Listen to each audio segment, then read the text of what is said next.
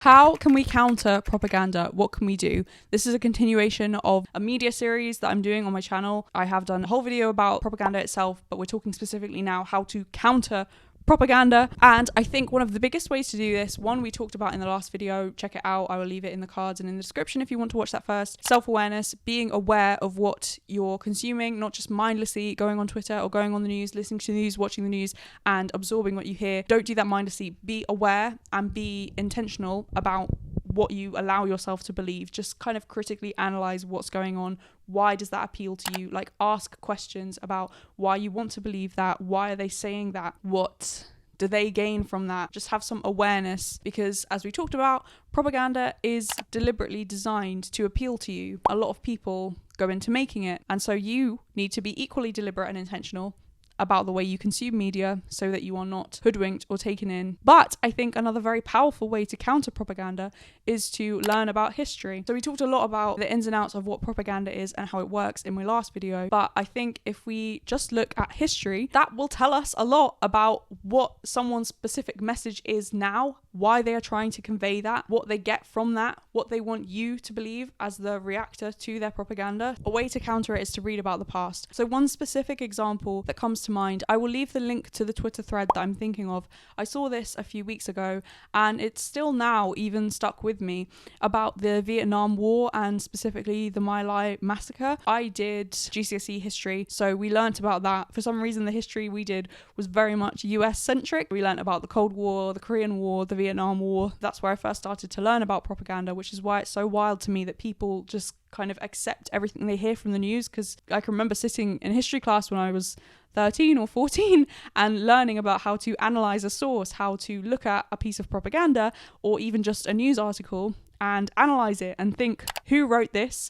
Why did they write this? Is this a primary source or a secondary source? What are the biases? What is the message of this? Who is the intended audience? Ask these questions until it becomes second nature.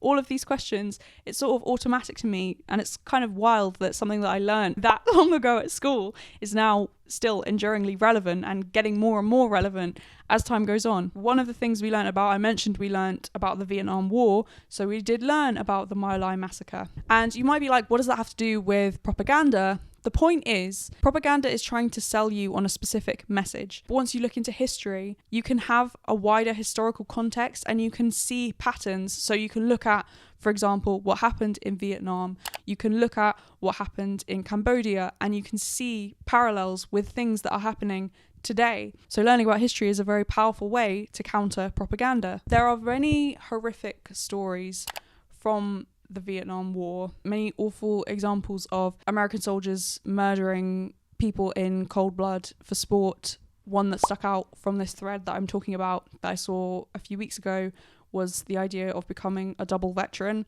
I'm not going to talk about that, but you can look up what that is. Absolutely horrific. My Lai is a specific instance you can read about and you see the brutality, you see what people are capable of. You realize that anything is possible if you frame it as nationalism or the fog of war or just going along with what everyone else is doing or othering people, dehumanizing people. People are capable of doing horrific things once they dehumanize other people. And I mean, you can think of many examples, even in the present day.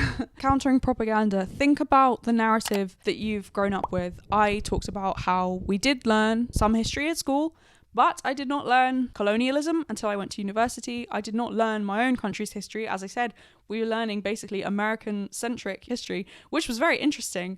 But think about the narrative you've been taught. So you might have learned that violence brings peace. You may have learnt that it's okay for certain countries to be ruled by other countries. You may have learnt that violent resistance is wrong. You may have learnt that war and killing are noble. Think about the narrative you've grown up with. All of this has primed you to view the world now in a specific way from the position of your country, whether we're speaking in English here, from the US or the UK. Think of the history that you weren't taught in school, and you're probably not going to be able to think of it because you weren't taught it.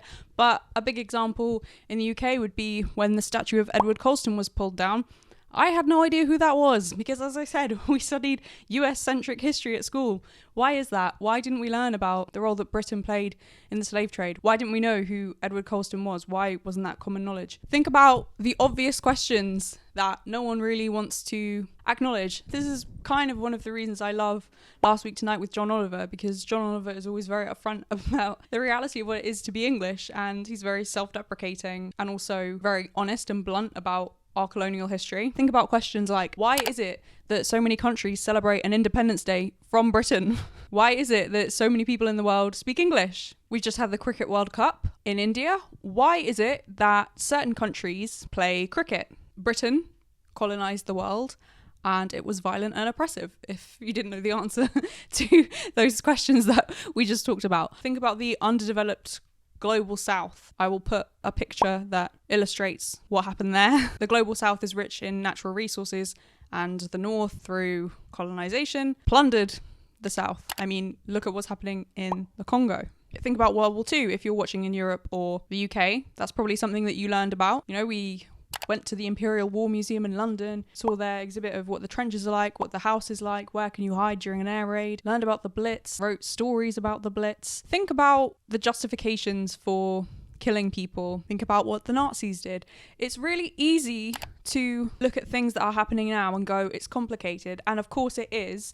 We don't need to go back to caveat country where I say, of course it's all complicated. Of course there's not an easy solution, but things can be two things at once. We can have nuance. In caveat country, at least, there is there is some nuance. Things can be complicated and they can be simple. Two things can be true.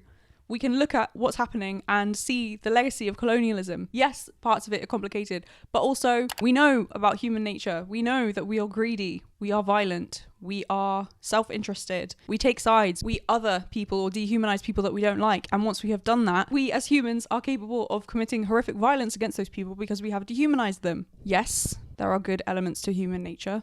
Obviously, kindness, goodness, there are people who are selfless and gentle and loving. The darkness is incredibly dark. There is a lot of dark stuff happening, and a lot of it has to do with colonialism. But we can understand the legacy of colonialism through learning about history, and through learning history, we can begin to counter propaganda because we understand the root of the narrative. We understand the historical context and why things are being presented to us in a certain way, and why, because of our conditioning or because of the history that we did or didn't learn at school, why it is more likely that we will accept certain narratives or accept certain propaganda because it fits in with what we already know. Like we said, two things can be true. You can recognize, for me, I can recognize that my country did horrible things in colonizing the world, exploiting people, killing people. I can do that, but I can still be proud of where I live now. I don't know, I think some people can get caught up in like they don't want to learn, they don't want to hear the history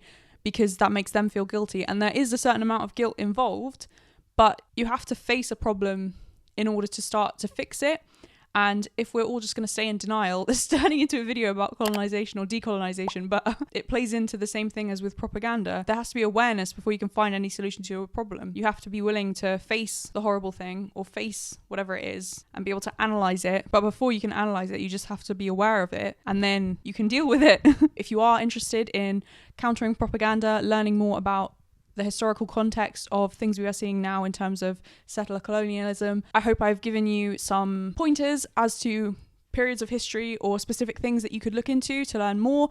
That was the aim of this video. Learning about history is so interesting because it links so much to the present moment, and if history doesn't interest you, I guess maybe you're not watching the video by this point. For me, these things go hand in hand. Some of the questions that I raised, my goal was to prompt you to start thinking about this stuff and maybe do some more reading and looking into it yourself. I hope that if you're still watching now, you are taking this video in the spirit that it is intended.